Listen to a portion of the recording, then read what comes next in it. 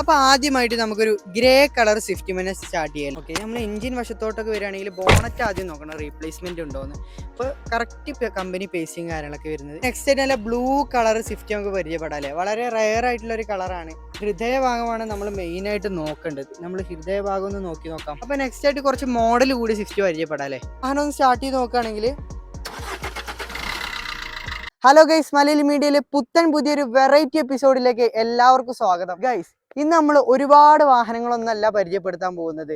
ഇന്ന് നമ്മൾ 3 വാഹനങ്ങൾ, അത് മാരുതിയുടെ ജനപ്രിയ വാഹനങ്ങളായിട്ടുള്ള സ്വിഫ്റ്റ്, മെയിൻ്റെനൻസ് കുറഞ്ഞ, അതുപോലെ തന്നെ ഡീസൽ അത്യാവശ്യം മൈലേജ് കിട്ടുന്ന നല്ല ക്വാളിറ്റി വാഹനങ്ങളാണ് നമ്മൾ പരിചയപ്പെടുത്താൻ പോകുന്നത്. 2006 മാരുതി ആദ്യമായിട്ട് പവർഫുൾ എഞ്ചിനോട് കൂടിയുള്ള സ്വിഫ്റ്റ് എന്ന് പറയുന്ന വാഹനം ഇൻട്രൊഡ്യൂസ് ചെയ്തു. എന്നാൽ എല്ലാവരുടെയും ഒരു സംശയമായിരുന്നു അത് വിജയിക്കുമോ എന്നുള്ളത്. പക്ഷേ നിരത്തിലിറങ്ങിയപ്പോൾ അതിൻ്റെ മൈലേജും മെയിൻ്റെനൻസ് കോസ്റ്റ് കുറവും അതിൻ്റെ പെർഫോമൻസും ലുക്കും കാരണം ജനങ്ങൾ അത് ഏറ്റെടുക്കുകയും ചെയ്തു, ജനപ്രിയ വാഹനമാവുകയും. 2011 ഡിസംബറിലാണ് സെക്കൻഡ് ജനറേഷൻ സ്വിഫ്റ്റ് ലോഞ്ച് ചെയ്തത്. അതോടുകൂടി സ്വിഫ്റ്റിന്റെ വിജയം പരിപൂർണമായി. ഇന്ന് 2 ലക്ഷം യൂണിറ്റ് ഇന്ത്യൻ നിരത്തിലൂടെ ചീറിപ്പാഞ്ഞു പോകുന്നു. സെക്കൻഡ് ജനറേഷൻ പെട്ട 3 ഡീസൽ വാഹനങ്ങളാണ് നമ്മൾ ഇന്ന് പരിചയപ്പെടുത്താൻ പോകുന്നത്. ഈ 3 വാഹനങ്ങളും ഒരു കച്ചവട വണ്ടിയോ യൂസ്ഡ് കാർ ഷോറൂമുകളിൽ കിടക്കുന്ന വണ്ടികളോ. ഈ 3 വാഹനങ്ങൾ പ്രവാസികളിൽ നിന്നും അതുപോലെ തന്നെ പല വീടുകളിൽ നിന്നും കളക്ട് ചെയ്ത വാഹനങ്ങളാണ്. അതുകൊണ്ട് തന്നെ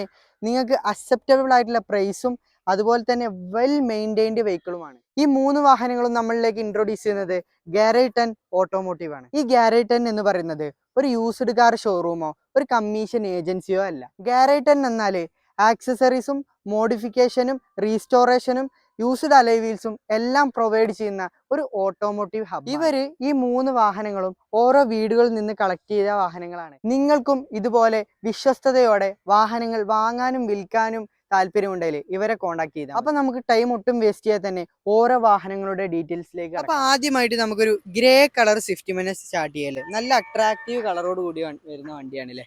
ഇത് എത്ര മോഡൽ വരുന്നത്? 2011-12 ഷിഫ്റ്റ് ആണിത്. സ്വിഫ്റ്റ് ആണ്. അപ്പൊ സ്വിഫ്റ്റ് സെക്കൻഡ് ജനറേഷൻ ഇറങ്ങുന്ന സമയത്ത് ആ കാലഘട്ടത്തിലുള്ള വണ്ടിയാണ്. അതെ അതെ. ഓക്കെ, വണ്ടി എത്ര കിലോമീറ്റർ ആണ് ഓടിയിട്ടുള്ളത്? ഇപ്പൊ ഇത് 150 ആയി തുടങ്ങി. 150 ആ റേഞ്ച് ഓടിയിട്ടുണ്ടല്ലേ. ടയർ ഒരു 80% ടയർ പ്രൊഫൈൽ വരുന്നുണ്ട് കേട്ടോ.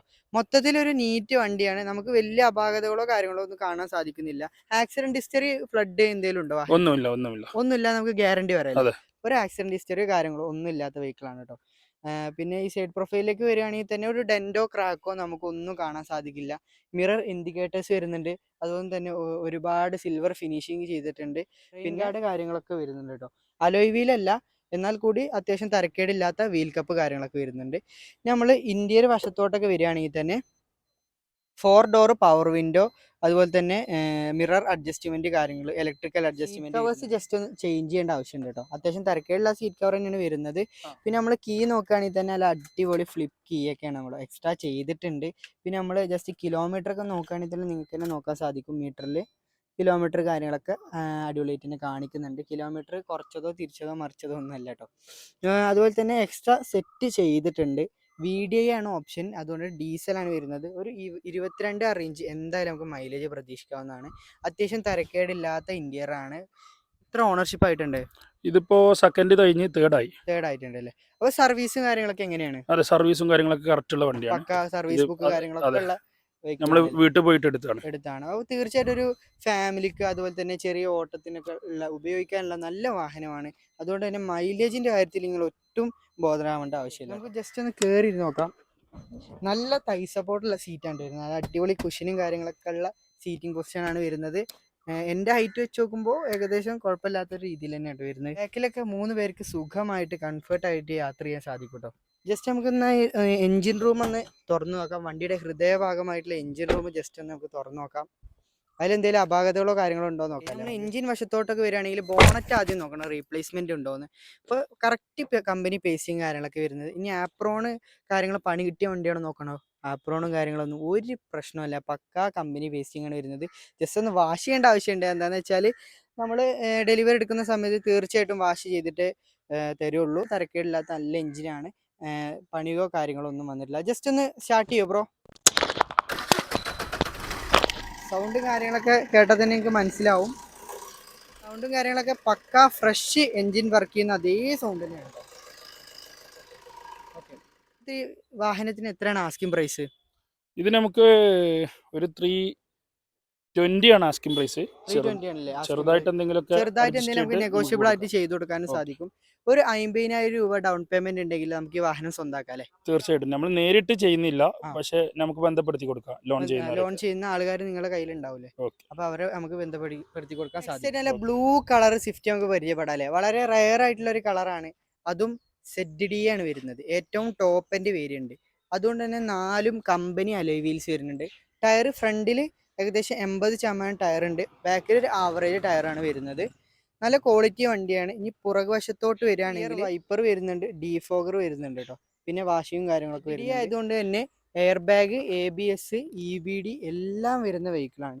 സൈഡ് പ്രൊഫൈൽ നോക്കുകയാണെങ്കിൽ നല്ല നീറ്റ് തന്നെയാണ്. ക്രോമിയം ഫിനിഷ് ചെയ്തിട്ടുണ്ട്. റെയിൻ ഗാർഡും വരുന്നുണ്ട് കേട്ടോ. നമ്മൾ മിറർ ഇൻഡിക്കേറ്റേഴ്സും വരുന്നുണ്ട്. ഇന്റീരിയർ ഭാഗത്തോട്ട് വരികയാണെങ്കിൽ നല്ല അടിപൊളി ഇന്റീരിയർ, ഒന്നും പറയാനില്ല. 4 ഡോർ പവർ വിൻഡോ വരുന്നുണ്ട്. പിന്നെ മിറർ ഇലക്ട്രിക്കലി അഡ്ജസ്റ്റ്മെന്റ് ചെയ്യാൻ സാധിക്കും. മ്യൂസിക് സിസ്റ്റം കമ്പനി തന്നെ ഇൻബിൽഡ് വരുന്നുണ്ട്. പിന്നെ അടിപൊളി സീറ്റ് കവേഴ്സ് എക്സ്ട്രാ ചെയ്തിട്ടുണ്ട്. ZD ആയതുകൊണ്ട് സ്റ്റിയറിംഗ് കൺട്രോൾ വരുന്നുണ്ട്, എയർ ബാഗ്സ് വരുന്നുണ്ട് കേട്ടോ. പിന്നെ നമ്മൾ കീ ഫ്ലിപ്പ് കീ ആണ് വരുന്നത്. നല്ല മനോഹരമായിട്ടുള്ള കീ ആണ്. AC ഒക്കെ നല്ല കൂളിംഗ് ആണ് കേട്ടോ. നമ്മൾ കിലോമീറ്റർ ഒക്കെ നോക്കുകയാണെങ്കിൽ തന്നെ പക്കാ ജെനുവിൻ കിലോമീറ്റർ ഒക്കെ നമുക്ക് കാണാൻ സാധിക്കും. ഓട്ടോമാറ്റിക് AC വരുന്നുണ്ട്, എയർ ബാഗ്സ് വരുന്നുണ്ട്. നല്ല അടിപൊളി തൈ സപ്പോർട്ട് കൂടി വരുന്ന സീറ്റ് പ്രൊഫൈലാണ് വരുന്നത്. പിന്നെ അടിപൊളി മാറ്റ്, നല്ല കളർഫുൾ മാറ്റ് വരുന്നുണ്ട്. ആംബിയൻ ലൈറ്റ് എക്സ്ട്രാ ചെയ്തിട്ടുണ്ട്. പുറകുവശത്തോട്ട് വരികയാണെങ്കിൽ നമുക്ക് ജസ്റ്റ് ഒന്ന് ഇരുന്ന് നോക്കാം. സീറ്റൊക്കെ എക്സ്ട്രാ ചെയ്തുകൊണ്ട് തന്നെ 3 പേർക്ക് നല്ല സുഖമായി ഇരുന്ന് യാത്ര ചെയ്യാൻ സാധിക്കും. നല്ല അടിപൊളി സീറ്റാണ്. പിന്നെ അതുപോലെ തന്നെ എൻ്റെ ഹൈറ്റ് വെച്ച് നോക്കുമ്പോൾ തന്നെ അത്യാവശ്യം നല്ല കംഫർട്ടോട് കൂടി തന്നെ യാത്ര ചെയ്യാൻ സാധിക്കുന്നുണ്ട്. ഹൃദയഭാഗമാണ് നമ്മൾ മെയിനായിട്ട് നോക്കേണ്ടത്. നമ്മൾ ഹൃദയഭാഗം ഒന്ന് നോക്കി നോക്കാം. എഞ്ചിൻ വശത്തോട്ട് വരികയാണെങ്കിൽ നല്ല നീറ്റ് എഞ്ചിനാണ്. ഇപ്പം അപ്രോൺ ഭാഗത്തേക്ക് നോക്കുകയാണെങ്കിൽ പേസ്റ്റിംഗ് കറക്റ്റ് കമ്പനി പേസ്റ്റിംഗ് വരുന്നുണ്ട്. ബോണറ്റൊന്നും ഒരു റീപ്ലേസ്മെന്റ് ഇല്ലാത്ത പക്കാ ബോണറ്റാണ് വരുന്നത്. നല്ല എഞ്ചിനാണ്. പിന്നെ ബാറ്ററി നോക്കുകയാണെങ്കിൽ ബാറ്ററി കവർ പോലും പൊട്ടിച്ചിട്ടില്ല, പുതിയ ബാറ്ററി സ്റ്റാർട്ട് ചെയ്തോളൂ. കണ്ടോ, ഒറ്റയടിക്ക് തന്നെ സ്റ്റാർട്ട്. നല്ല പക്കാ എഞ്ചിന്, നല്ല സൈലന്റ് എഞ്ചിനാണ്. വേറെ മേജർ ശബ്ദങ്ങളോ കാര്യങ്ങളോ ഒന്നും വരുന്നില്ല കേട്ടോ.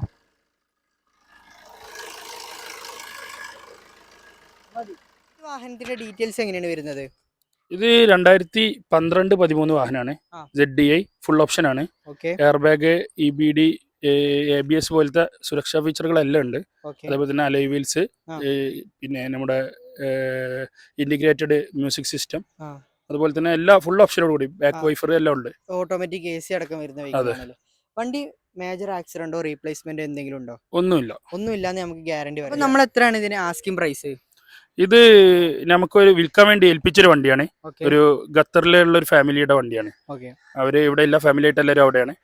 അപ്പോ നമുക്ക് അവരെ ഏൽപ്പിച്ച പ്രൈസ് എന്ന് പറഞ്ഞാല് ഒരു 360 റേഞ്ചിലാണ്. ചെറിയ എന്തെങ്കിലുമൊക്കെ നമുക്ക് അവരായിട്ട് സംസാരിച്ചിട്ട് അഡ്ജസ്റ്റ് ചെയ്ത് കൊടുക്കാം. തീർച്ചയായിട്ടും കൊടുക്കാം. കുറച്ച് കൊടുക്കുന്നതായിരിക്കും. ZDI അത്യാവശ്യം ഡിമാൻഡ് ഉള്ള ഓപ്ഷനാണ്, മൈലേജ് ഉള്ള വണ്ടിയാണ് കേട്ടോ. അപ്പൊ നെക്സ്റ്റ് ആയിട്ട് കുറച്ച് മോഡൽ കൂടി സ്വിഫ്റ്റ് പരിചയപ്പെടാം അല്ലേ? ഇതെങ്ങനെയാണ് ഡീറ്റെയിൽസ് വരുന്നത്? ഇത് 2014-15 മോഡലാണ്. കുറച്ച് മോഡൽ കൂടിയ വാഹനങ്ങൾ തിരഞ്ഞു നടക്കുന്നവർക്ക് തീർച്ചയായിട്ടും അഫോർഡബിൾ ആയിട്ടുള്ള വാഹനമാണ്. ടയർ ഒരു ആവറേജ് ടയറും വരുന്നുണ്ട്. ബോഡി വശത്തോട്ട് വരികയാണെങ്കിൽ ഒരു സ്ക്രാച്ചസോ ഡെന്റോ നിങ്ങൾക്ക് കാണാൻ സാധിക്കില്ല. പക്കാ ഫിനിഷിങ് ബോഡിയാണ് വരുന്നത്. നല്ല ക്വാളിറ്റി ഉള്ള വാഹനം. ഇനി പുറകുവശത്തോട്ട് വരികയാണെങ്കിൽ റിവേഴ്സ് ക്യാമറ കാര്യങ്ങളൊക്കെ വരുന്നുണ്ട്. പിന്നെ സ്പോയിലർ ഉണ്ട്. VDA ആണ് ഓപ്ഷൻ വരുന്നത് കേട്ടോ. ഇനി സൈഡ് പ്രൊഫൈലിലേക്ക് വരികയാണെങ്കിൽ നല്ല വൃത്തി തന്നെ നമുക്ക് ഫീൽ ചെയ്യുന്നുണ്ട്. മിറർ ഇൻഡിക്കേറ്റേഴ്സും കാര്യങ്ങളൊക്കെ വരുന്നുണ്ട് കേട്ടോ. നമ്മൾ ഉൾവശത്തോട്ട് വരികയാണെങ്കിൽ 4 ഡോർ പവർ വിൻഡോ, പിന്നെ മിറർ അഡ്ജസ്റ്റ്മെന്റ് വരുന്നുണ്ട്. മ്യൂസിക് സിസ്റ്റം, ഇൻഫോർടൈൻമെന്റ് സിസ്റ്റം സോണിന്റെ എക്സ്ട്രാ ചെയ്തിട്ടുണ്ട്. ACയും കാര്യങ്ങളൊക്കെ നല്ല കൂളിംഗ് AC ആണ് ചെയ്തിട്ടില്ല. കമ്പനി തരുന്ന അതേ സീറ്റ് തന്നെയാണുള്ളത്. നമുക്ക് ചാവി ഒന്ന് ഓണാക്കുകയാണെങ്കിൽ കിലോമീറ്റേഴ്സും കാര്യങ്ങളും കാണാൻ സാധിക്കും. വെറും 75,000 കിലോമീറ്റർ ഓടിയ വെഹിക്കിളാണ്. ഡീസൽ 75,000 കിലോമീറ്റർ ഓടിയിട്ടുള്ളൂ കേട്ടോ. പുറകുവശത്തോട്ട് വരികയാണെങ്കിൽ കമ്പനി കൊടുത്ത അതേ സീറ്റ് തന്നെയാണ് വരുന്നത്. സീറ്റ് കവേഴ്സ് കാര്യങ്ങളൊന്നും ചെയ്തിട്ടില്ല. അത്യാവശ്യം നല്ല 3 ആൾക്ക് കംഫർട്ടോട് കൂടി യാത്ര ചെയ്യാൻ സാധിക്കും. നമുക്കൊരു ഹൃദയഭാഗം നോക്കാം. നല്ല തരക്കേടില്ലാത്ത എഞ്ചിൻ പ്രൊഫൈലാണ് വരുന്നത്. അപ്രോണോ കാര്യങ്ങളോ ഒരു പേസ്റ്റിങ്ങോ കാര്യങ്ങളോ ഒന്നും ഇളകുകയോ ഒന്നും ചെയ്തിട്ടില്ല. പുതിയ ആമറോണിന്റെ ബാറ്ററി ആണുള്ളത്. പിന്നെ ബോണറ്റ് കാര്യങ്ങളൊന്നും ചേഞ്ചിലല്ല, കമ്പനി പേസ്റ്റിങ് ബോണറ്റ് ആണ് വരുന്നത്. നല്ല ക്വാളിറ്റി എഞ്ചിൻ കേട്ടോ. അങ്ങനെ ഒന്ന് സ്റ്റാർട്ട് ചെയ്ത് നോക്കുകയാണെങ്കിൽ പക്കാ നാച്ചുറൽ സൗണ്ട് കേട്ടോ. പുതിയ ആമറോണിന്റെ ബാറ്ററി ഒക്കെ വരുന്നുണ്ട്. നല്ല നാച്ചുറൽ സൗണ്ട് ആണ് കേട്ടോ. ബാക്കി ഡീറ്റെയിൽസ് എങ്ങനെ വരുന്നത്, ഓണർഷിപ്പും കാര്യങ്ങളൊക്കെ? ഇത് നമ്മൾ നേരത്തെ പറഞ്ഞ പോലെ തന്നെ പുറത്തുള്ള ഒരു ഫാമിലിന്റെ വണ്ടി നമ്മൾ വിൽക്കാൻ ഏൽപ്പിച്ച വണ്ടിയാണ്. വീട്ടിൽ ഉപയോഗിച്ച നീറ്റ് ആൻഡ് ക്ലീൻ ഫാമിലിയുടെ വണ്ടിയാണ്. അപ്പോൾ വണ്ടി നമുക്ക് ഇതേപോലെ തന്നെ 2014-15 മോഡലാണ്. VDI വിവരങ്ങളൊക്കെ പറഞ്ഞല്ലോ.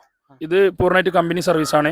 തേർഡ് ഓണർഷിപ്പ്, ഇപ്പോൾ സെക്കൻഡ് കഴിഞ്ഞപ്പോൾ തേർഡ് ഓണർഷിപ്പാണ്. അതിൽ സെക്കൻഡും തേർഡും ഒരേ ഫാമിലി തന്നെ യൂസ് ചെയ്ത വണ്ടിയാണ്. എന്ന് പറഞ്ഞാൽ സിംഗിൾ ഓണർ പോലെ തന്നെയാണ് വണ്ടി യൂസ് ചെയ്തിട്ടുള്ളത്. നീറ്റ് വണ്ടിയാണ്. ആക്സിഡന്റോ റീപ്ലേസോ ഒന്നുമില്ല.